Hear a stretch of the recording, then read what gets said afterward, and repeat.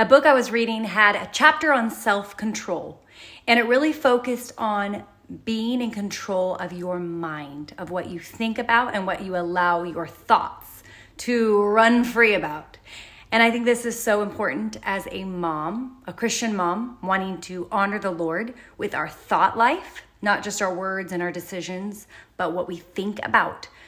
And I know from many years of ministry with women that we tend to struggle with thinking the worst, worrying, stressing, getting overwhelmed with decisions. Let me just encourage you today that there is a lot of information out there about parenting.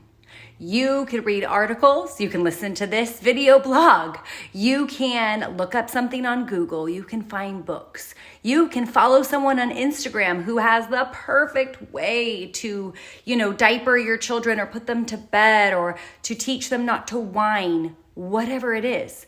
There's so much content. And I do think that adds into us filling our minds with all these possibilities and worrying and stressing potentially about what we should do as moms. Let me just say, the Bible is our guide. I know it does not have every single thing that you would ever need in order to figure out how to parent your children, but it is truth and it is given to us by God.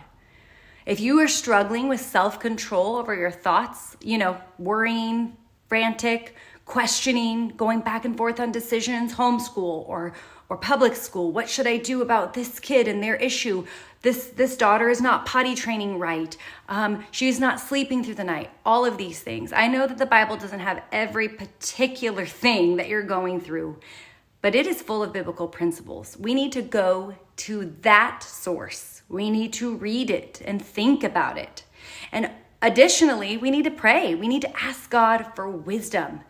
This might be overlooked in your life because you can go to so many other sources for your information, but we need to pray. We need to say, God, I want to know your wisdom. Help me to know how to apply what the Bible says in this situation because I want to honor you.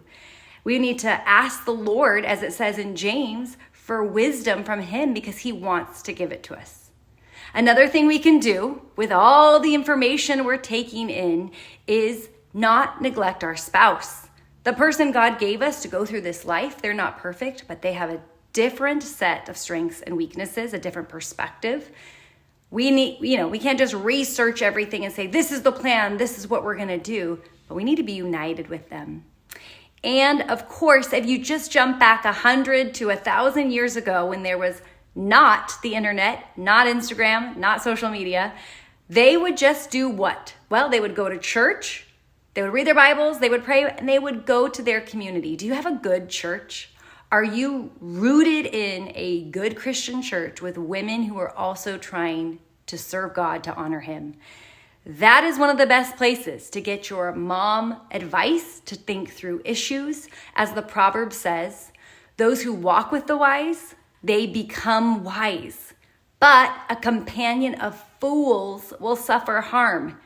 And unfortunately, I think there might be a lot of fools in the sense of foolish people not following what God says, putting information out for us. Not that we can never gain anything from someone who's not a Christian, but we need to surround ourselves with the wise, those who are seeking to honor the Lord.